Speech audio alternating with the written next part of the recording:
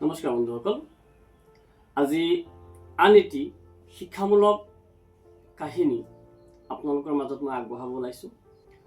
এটুকুৰা শিল আৰু এজন যুৱকৰ কাহিনী। এজন হতাশগ্ৰস্ত যুৱকে এজন জ্ঞানী লোকৰ ওচৰলৈ গৈ সুধিলে যে গুৰুদেৱ, মোৰ জীৱনৰ মূল্য কি? মই সদায় নিজকে অকামিলা বুলি অনুভৱ কৰোঁ। জ্ঞানী লোকজনে সেই যুৱকজনক একো উত্তৰ নিদি এটুকুৰা উজ্জ্বল পাথৰ এটা তেওঁৰ হাতত দিলে আৰু তেওঁক ক'লে যে এই পাথৰটো লৈ তুমি বজাৰলৈ যোৱা, মানুহে যিমান দাম ক'ব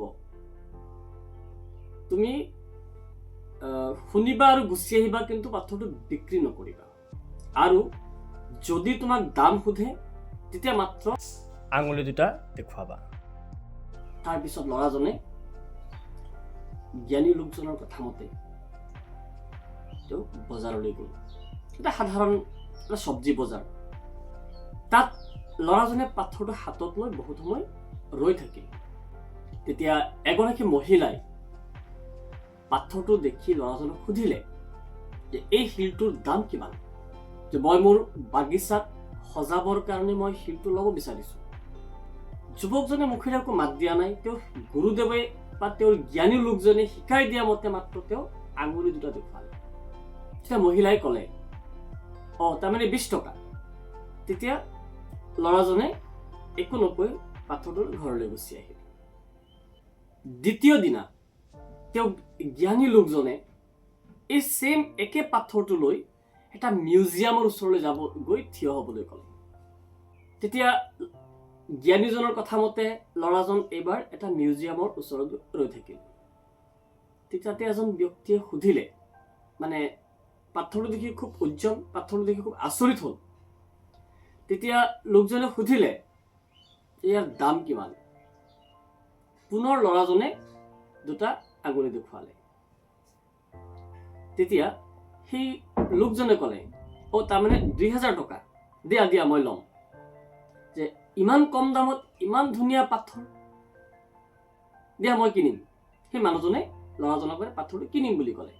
কিন্তু পুনৰ সেই জ্ঞানীজনে কোৱাৰ দৰে ল'ৰাজনে পাথৰটো বিক্ৰী নকৰাকৈ পুনৰ ঘৰলৈ গুচি আহিল।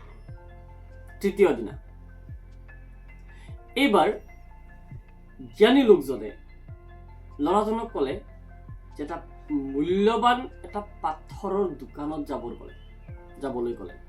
এটা মূল্যৱান পাথৰৰ দোকানলৈ যাবলৈ ক'লে। থাৰ্ড ডে মানে চহৰৰ সেই দোকানখন চহৰৰ আটাইতকৈ দামী দোকান, পাথৰৰ দোকান হয়। গুৰুজনৰ বা তেওঁৰ জ্ঞানীজনৰ কথা মতে ল'ৰাজন সেই পাথৰটো লৈ সেই দোকানলৈ গ'ল। দোকানৰ মালিকে পাথৰটো পৰীক্ষা কৰি দেখিলে আৰু আচৰিত হ'ল। তেওঁ আচৰিত হৈ চিঞৰি উঠিল, হে ভগৱান, এয়া পৃথিৱীৰ আটাইতকৈ বিৰল পাথৰ। ল'ৰাজনক ক'লে দোকানীজনে, ইয়াৰ দাম তুমি যিমান ক'বা মই সিমানেই দিম। তেতিয়া যুৱকজনে মনে মনে থাকিল আৰু আঙুলি দুটা দেখুৱালে। তেতিয়া মালিকে ক'লে, কিমান? 2 লাখ টকা। মই এতিয়াই দিবলৈ প্ৰস্তুত, দিয়া পাথৰটো মোক দিয়া। তেতিয়া ল'ৰাজনে পাথৰ বিক্ৰী নকৰাকৈ পুনৰ জ্ঞানীজনৰ ওচৰলৈ আহিল আৰু গোটেই কাহিনী বৰ্ণনা কৰিলে। তাৰপিছত জ্ঞানীজনৰ উত্তৰ, তেওঁ হাঁহি এটা মাৰি ক'লে, এতিয়া বুজিলা তৰুণ, তোমাৰ জীৱনৰ মূল্য এইটো নিৰ্ভৰ কৰে যে তুমি নিজক ক'ত ৰাখিছা। কাৰোবাৰ বাবে তুমি মাত্ৰ 20 টকাৰ হ'ব পাৰা, আৰু কাৰোবাৰ বাবে তোমাৰ মূল্য 2 লাখ টকা, বা কাৰোবাৰ বাবে তোমাৰ মূল্য অমূল্য, যাৰ মূল্য দিব নোৱাৰি। এই কাহিনীৰ পৰা আমি এইটো কথা বুজিব পাৰোঁ যে আপোনাক চিনি নোপোৱা মানুহৰ মাজত থাকিলে আপোনাৰ মূল্য সদায় কম হ'ব। যি ঠাইত আপোনাৰ প্ৰতিভাৰ আদৰ নাই, সেই ঠাইত আপুনি নিজক মূল্যহীন বুলি নাভাবিব। আপুনি কোন সেয়া লোকৰ বিচাৰ নহয়, আপোনাৰ অৱস্থান আৰু কৰ্মইহে ঠিক কৰিব আপুনি কোন হয়। গতিকে আমাৰ জীৱনৰ মূল্য আমাৰ স্থান অনুযায়ী আমি সেই মূল্য পাম। গতিকে আপোনালোকৰ এই কাহিনীটো কেনেকুৱা লাগিছে নিশ্চয় কমেণ্ট কৰি জনাব। যদি ভাল লাগিছে এটা লাইক আৰু এটা শ্বেয়াৰ কৰিবলৈ নাপাহৰিব। ধন্যবাদ।